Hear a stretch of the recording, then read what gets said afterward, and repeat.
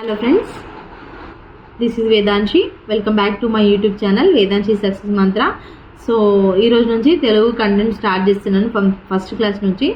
So ఏంటంటే మనకు text book open చేయగానే ఉపాధ్యాయులకు సూచనలు అనే హెడ్డింగ్ కనిపిస్తుంది. దాంట్లో మనము పిల్లలకి ఎలా టీచింగ్ చేయడం అనేది, ఎన్ని వర్కింగ్ డేస్, ఎన్ని పీరియడ్స్, ఎంత టైం తీసుకొని ఎన్ని చాప్టర్స్ కంప్లీట్ చేయాలి, ఏం డెవలప్ చేయాలి పిల్లలు అనేది ఇక్కడ మనకి చెప్తారనమాట. సో మనం పిల్లలకి పాఠాలు బోధించడం వల్ల పిల్లలు వినడం, మాట్లాడడం, చదవడం, భావాన్ని గ్రహించి అర్థం చేసుకోవడం వంటి సామర్థ్యాలను సాధిస్తారు. అంటే ఏంటంటే మనం లెసన్ చెప్పినప్పుడు వాళ్ళు వింటారు, విని తర్వాత దాని గురించి మాట్లాడతారు. సో మనం నేర్పించినప్పుడు దాన్ని చదవగలుగుతారు, వాళ్ళు చదివినప్పుడు దాన్ని కొత్త రకంగా అర్థం చేసుకోవడం అనేవి సామర్థ్యాలు వాళ్ళు డెవలప్ చేసుకుంటారు. సో ఏంటంటే ఈ ఫస్ట్ క్లాస్ టెక్స్ట్ బుక్ అనేది 160 వర్కింగ్ డేస్ని దృష్టిలో పెట్టుకొని ప్రిపేర్ చేయడం జరిగింది. ఇంకొకటి ఏంటంటే ఒక్క లెసన్కి 6 పీరియడ్స్ అవసరమని ఈ పాఠ్య పుస్తకం రూపొందించడం జరిగింది. సో ఇక్కడ చూద్దాం. ఇంకొకటి,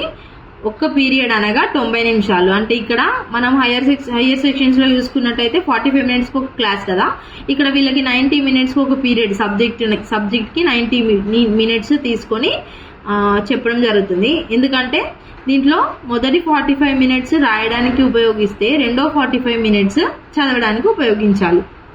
అందుకని వీళ్ళకి 90 నిమిషాలు అనేది ఒక పీరియడ్గా చేయడం జరిగింది. ఇంకొకటి, అభ్యసన వనరులు, పఠన సామాగ్రి వినియోగించాలి. సో టీచర్ ఏం చేయాలంటే లెసన్ చెప్తున్నామంటే ఓన్లీ టెక్స్ట్ బుక్ చూసేసి బ్లాక్ బోర్డ్ యూజ్ చేసి చెప్పకుండా TLMs, ఇంకా వాళ్ళకి అందులో పిక్చర్స్, చార్ట్స్ అవన్నీ యూజ్ చేసుకుంటూ చెప్తే చాలా ఇంట్రెస్టింగ్గా వాళ్ళు వింటారు. వాళ్ళకు కూడా స్కిల్స్ అనేవి డెవలప్ అవుతాయి, ఎక్కువ రోజులు గుర్తుంటాయి అన్నమాట. మనందరికి తెలుసు కదా, చూడటం ద్వారా, చూసి నేర్చుకోవడం ద్వారా మనకి 83% గుర్తుంటుంది అనే విషయం మనకు తెలుసు. ఇంకొకటి ఏంటంటే సిలబస్ పూర్తి చేయడం అంటే కేవలం పాఠాలు మాత్రమే పూర్తి చేయడం కాదు, పిల్లల సామర్థ్యాలను కూడా పెంచడం.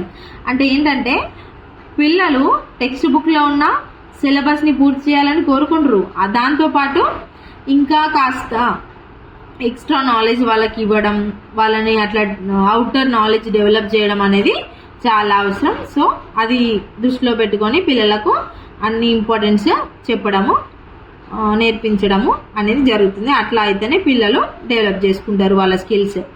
సో ఇదండి మనకు యాజ్ ఎ టీచర్గా మనకు టెక్స్ట్ బుక్ ద్వారా వెలువరిచిన సూచనలు.